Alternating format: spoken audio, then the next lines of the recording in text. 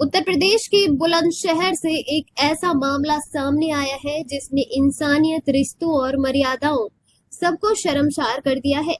एक बेबस पति की आत्महत्या की ये कहानी न सिर्फ दर्दनाक है बल्कि सोचने पर मजबूर करती है। क्या आज के रिश्ते इतना गिर चुके हैं?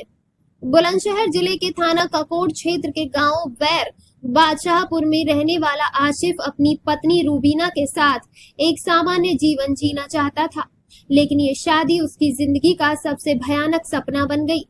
आरोप है कि रूबीना के गांव के ही युवक सालिम से अवैध संबंध थे। ये रिश्ता सिर्फ चोरी छिपे नहीं था बल्कि पति की आंखों के सामने।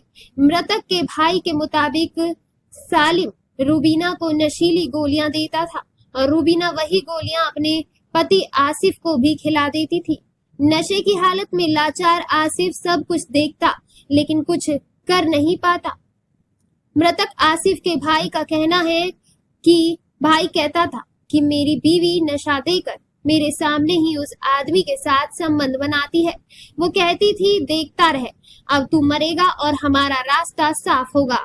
9 जुलाई को आसिफ ने अपने भाई को रोते हुए पूरी कहानी बताई। उसने बताया कि अब जीने की वजह नहीं बची। जब ये बात रूबीना के भाई शाहरुख को बताई गई तो उन्होंने भी कहा आसिफ हमारी बहन के लायक नहीं, उसका मर जाना ही ठीक है। और फिर 11 जुलाई की रात आसिफ ने अपने ही घर में फांसी लगाकर जान दे दी। तहरीर के आधार पर 3 आरोपियों मृतक की पत्नी रूबीना, प्रेमी सालिम और सालेह शाहरुख के खिलाफ एफआईआर दर्ज कर ली गई है। गिरफ्तारी के प्रयास तेज है, ये कहना है एसपी सिटी शंकर प्रसाद का। एफआईआर में आईपीसी की गंभीर धाराएं लगाई गई हैं, आत्महत्या के लिए उकसाने और मानसिक प्रताड़ना की। लेकिन सवाल ये है, क्या ये सिर्फ एक अपराध है या फिर एक सिस्टम की हार, जहां एक पुरुष घरेलू हिंसा का शिकार होकर भी चुप रह जाता है।